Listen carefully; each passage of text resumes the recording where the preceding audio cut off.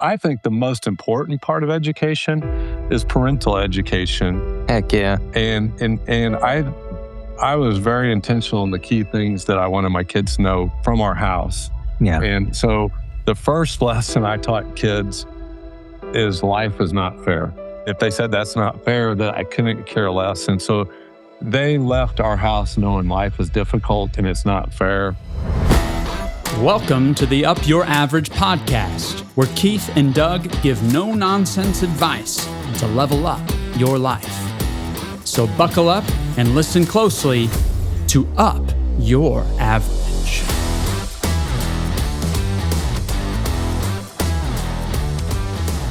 Good morning, Doug. Keith, I don't know who makes this pen Bic, but it's got multicolors to it. And next to how do I say Claude? What is it? Anthropolog? What is it? OpenAI. OpenAI. Claude, all those guys. Next to those guys, I think this multicolored pen is probably the greatest invention known to man. I grew up on the other side of the railroad tracks, Doug, and that was the original Mont Blanc.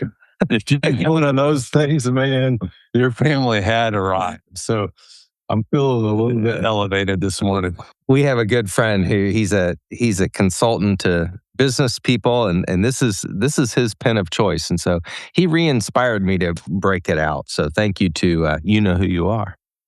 We didn't advertise that Paul and Bridget are with us, but we've got a pregnant Paul and Bridget this morning. Congratulations! Yeah, and we're not saying how old they are, but we were saying we were kind of hacking that book, What to Expect When You're Expecting, and we were wanting to bring some financial ideas to couples, and I think it's safe to say that at Gimbal we are pro one more child than you thought.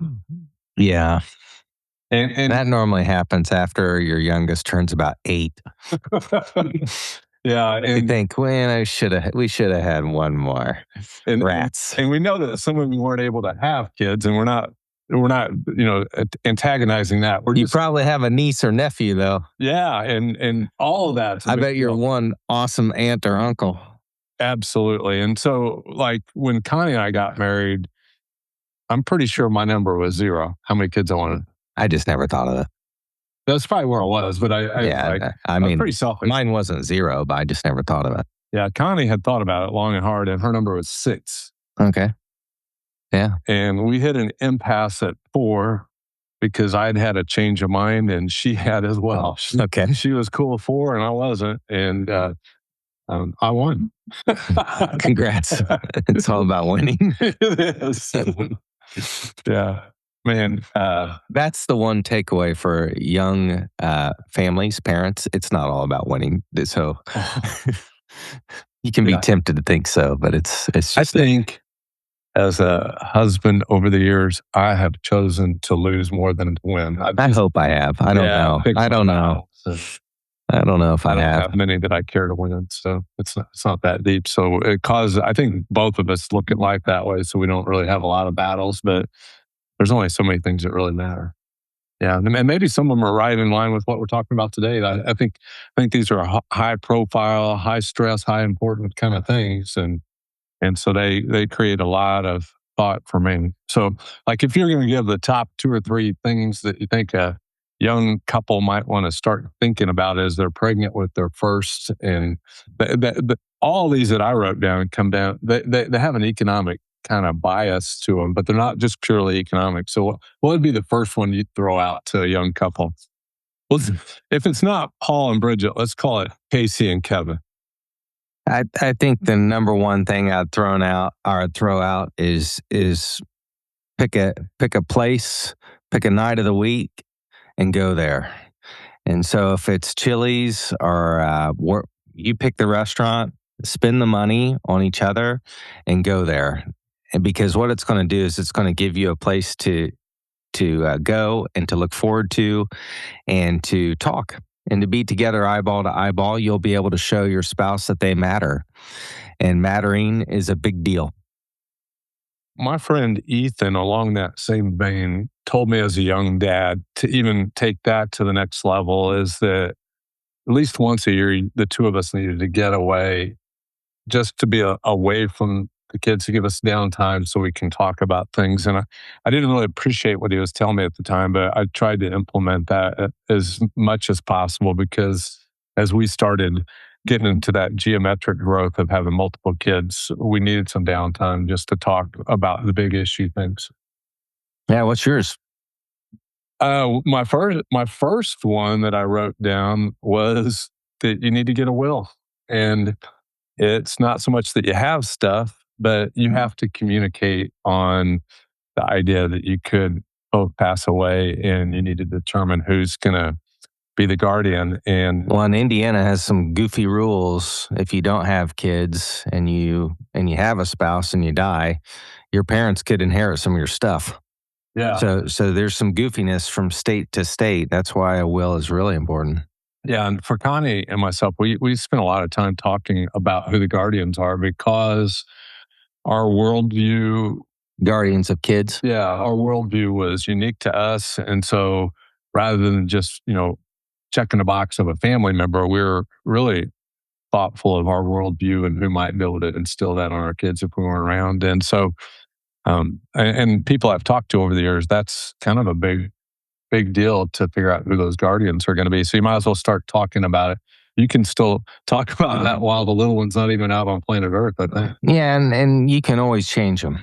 When we did that, we made a change once, and it wasn't critical. I mean, the odds of the kids becoming an orphan are pretty small, but when you have high risk situations, low probability, high risk, you might as well make a decision. Mm-hmm. And with that, I mean, another one is, I think, buy some life insurance. You could disagree or agree on that, but if you're going to have a will and have some guardians, those kids are going to need some money, and those guardians are probably really wonderful people, and they're going to need some money too. And so I think having some life insurance is a good idea. And we didn't have any money really to speak of when we started having children. So we used 20, 25, 30-year what's called level term policies. And those are things we can help consult you with and encourage you with as well. Yeah. Yeah. What's next on your thoughts on that, Doug? Well, I didn't rank them in order, but I would include give yourself and give your spouse a ton of grace. How's that for a financial podcast decision? Because one of you are probably a spender and you're going to do stupid stuff. You're going to pull up in the driveway with some shock and awe. Look what I got. And maybe you didn't communicate that as well as you should have. And so giving your spouse some grace allows them to eventually see who they are, and they're not having to operate on habits or impulses for the rest of their lives. But if you give someone some grace, you might just start to condition them to think a little more deeply about their financial purchases. From past experience, I could tell you that has been Caroline is very kind to me in that department. It just struck me when you were saying that like a stock market investing principle that probably fits right in that is incremental decisions, because you could be all in that the other person's wrong, or you could incrementally say, okay, let's give this thing that you did shock and awe with 6 months, and then maybe we can reverse it if we don't agree. Well, but you don't have to be right. Like you can incrementally kind of navigate towards one another. And it's important to give yourself some grace, because you could be all in that you're right, but you're stupid. And so you give yourself some grace to realize that your frontal cortex hasn't just completely developed. And so you might make some stupid decisions. You might even think you were impulsed right, but be wrong. That's some PR for last week's podcast with Dr. Lee Warren. He was talking about that frontal cortex a little bit, and it's okay. You don't know what you don't know. Right. What's next on your thoughts? Something else jump out at you? Oh, I got stuff, Keith. I got stuff. Oh yeah. I would drive around and find a community that you want to be in. wherever you live, there's a community. There's a little pocket of that place wherever you live, and I would drive around and say, yeah, that's the place for us. And then I would start visiting and frequenting those areas of town often, and just start dreaming and talking together about what this can look like for you. Because odds are, you're going to have some kids go to school there, and you're going to build a life there. And these are going to be the people that you socialize with and interact with. And the desire to want to be a part of that is great. Fast forward 20 years and it's home. That's really cool. I love it. I sat in a Starbucks when I first moved to Indianapolis, and I wondered, will I ever be able to have community here? And I'm so thankful to say, yes, we do now. Boy, that is huge. It's a big deal. It's a big deal. There's a lot of isolation in our culture today, and the more that we as adults can lead the way to become part of a community, that maybe it's more of a pathway for our kids as they develop. Well, people make the community, and so the younger families, they're going to be the folks representing. They're going to be the business owners, and getting smaller will allow you to just know people and make connections, and might even land you meaningful work. That's really cool. It's cool. Next on beyond the things we've already spoke of, I just think you have to battle the cultural temptation to view kids as an expense. And I just wrote down, view them as an asset. Like that sounds very financial, but I don't think when we were an agrarian culture that anybody viewed their kids as an expense. They said, I need somebody out there on the farm, and they viewed them as an asset. And there's a lot of other things that go along with that, because there's a lot higher survival rate for children today than there was back in the agrarian thing. So you had to have more kids because for a lot of reasons, psychology and everything else. And so I already said, like, when you view them as an asset, I put, consider one more. Wherever you are, consider one more. And there's not probably too many financial people telling you that, but they're considering the other assets rather than those that have eyes. And I think those that have eyes are the real high critical ones when you're developing in life. And so one of the tag-alongs with that is, when you decide to have one more, the financial implication that can take a lot of pressure off is maybe you just decide, I'm going to work 5 more years than I thought, because 5 more years should take care of everything you thought of with whatever expenses are associated with it. And 5 more years of work isn't going to hurt you. It's going to keep you in community. Yeah, that's good. In that same vein, when I'm thinking about as an asset, realize a lot of cultural norms today don't have to be. I was thinking of a friend of mine who he was a professional, and he didn't pay for any of his kids to go to college, and they seemed to be doing just fine. So I thought, college, weddings, cars, all those things that people think that I need to do this for my kid, that they aren't necessary. The kids, they may feel like they've been deprived, but that's probably not going to kill them. Hand-me-downs were normal when I was little, and you don't have to have all the private label brands on the things. And you can find all those private label brands for 50% off on Facebook Marketplace too. I know whoever's listening to this, if you have young kids, you're not even on Facebook. It's just old people like me. Yeah. But you could find the Patagonia jacket on Facebook Marketplace if you want. Well, and I would tell the young people right along the lines of that is, go find some old friends like Keith and Connie, because we'll be giving a lot of stuff. Oh man, we didn't even buy clothes for years, thanks to what's the word? Bestowal? Bestowals. Thanks to bestowals. Yeah. No, we bestowed upon a number of our nieces and nephews a lot of female clothes. Yeah. We didn't have any male ones passed down. So yeah, I think not getting locked into thinking the way culture does will open up possibilities that you can't ever imagine. I put also in that thought process, and that's kind of my books here, is I put, begin a schooling philosophy. And that was huge for me. Connie wasn't necessarily right on board, but it just jumped out at me. I don't know if maybe the still small voice in me started telling me that at a young age, as a young dad. but my mom was a reading specialist teacher in Evansville, and she loved to help people learn to read. And I just realized I didn't really start reading books till I got out of college, which is really an absurd idea.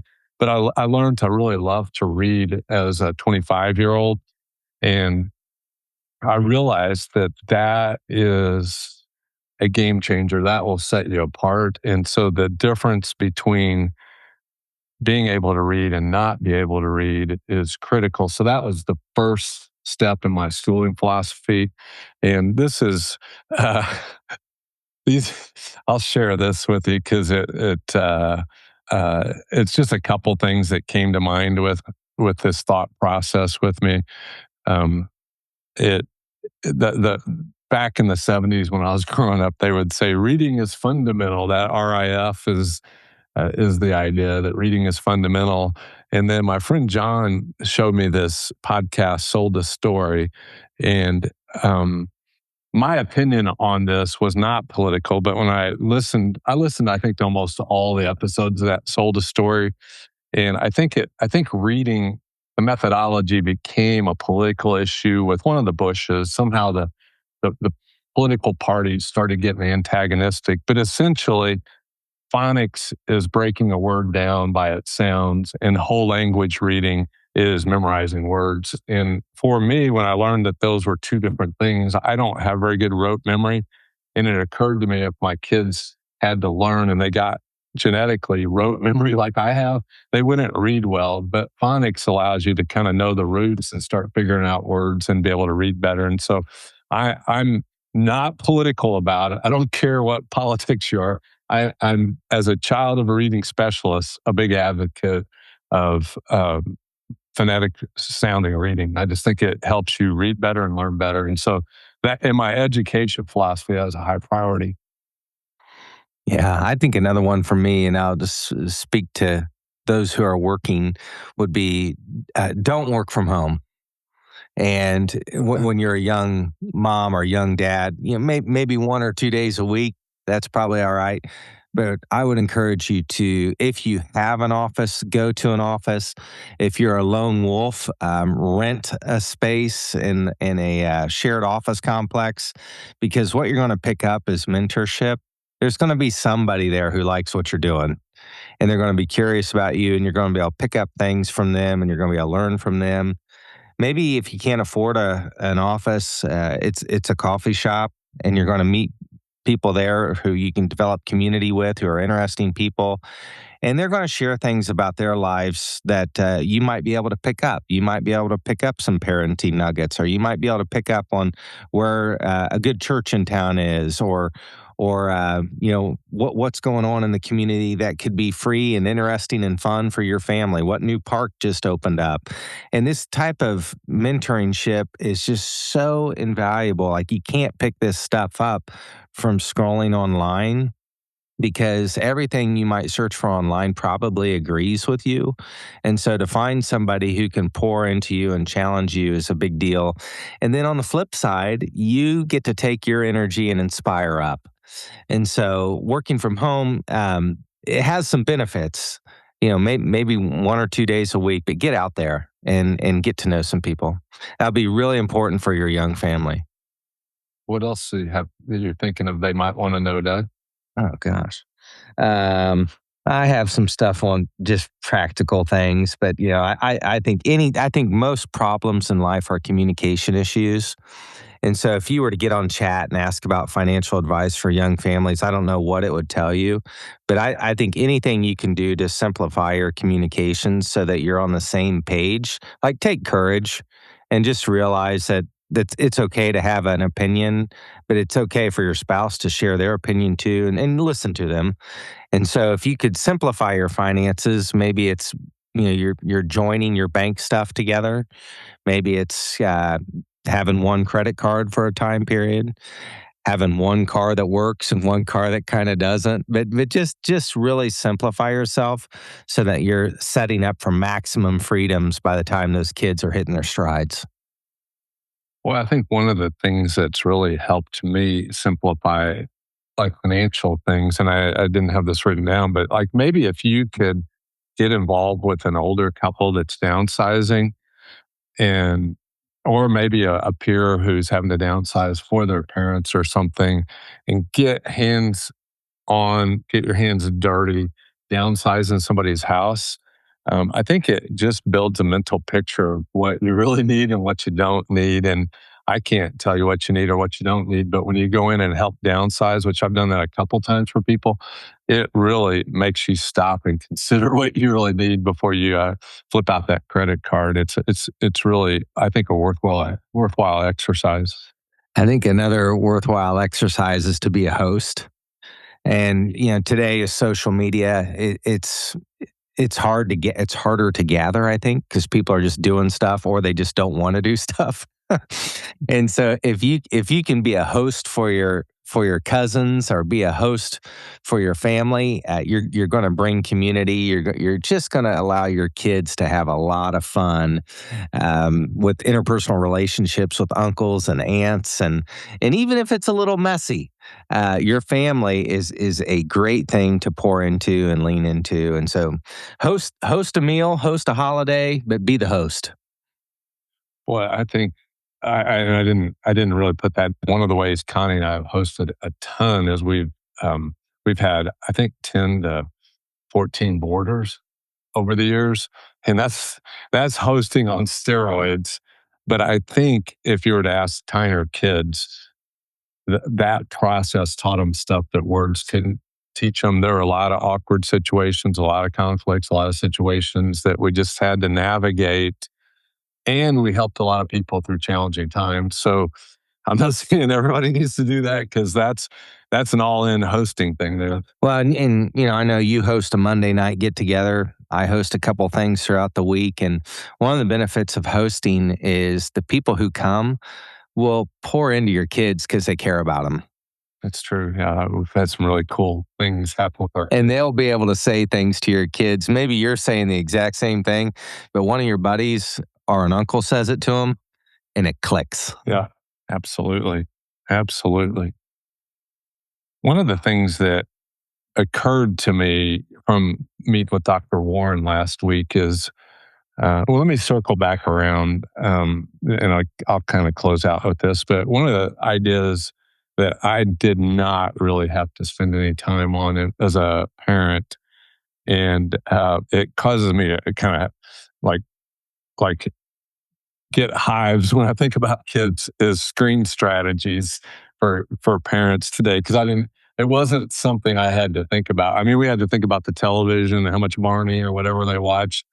But that, I would encourage you to, like you say, go to Chat GPT, Grok, whatever, and ask it for some, best practices, ideas, because that can just become really dangerous if you don't have a strategy. I just let it happen. I think you got to check yourself first. Like, I'm just speaking for me. I've got to check myself and say, where are my eyes going on my screens?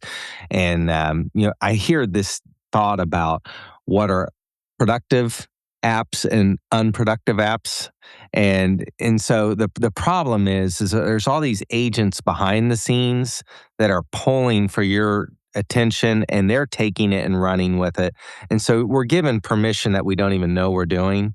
And so I think for the parents out there is check yourself. Well, that's I did a ton of AI research, so I came up with a whole list of things there. And when I was looking at it, that was one of the point of view. Whatever you're gonna try to incorporate for your family, you need to be an example of it. Because if you're staring at your screen or thing, there were some really, I thought, thoughtful things in there. But I would encourage you to come up with a process before it hits you. Because one of my kids started negotiating with me, and I have it somewhere in my stuff. I have a contract she was writing with me to get a phone when I wouldn't let her have one. And it takes a lot of courage to say no to your kids. Yeah, it really does. And I don't know what age kids are getting phones today. My wife's a middle school teacher, and we've got a middle school kid. And so we waited till 13.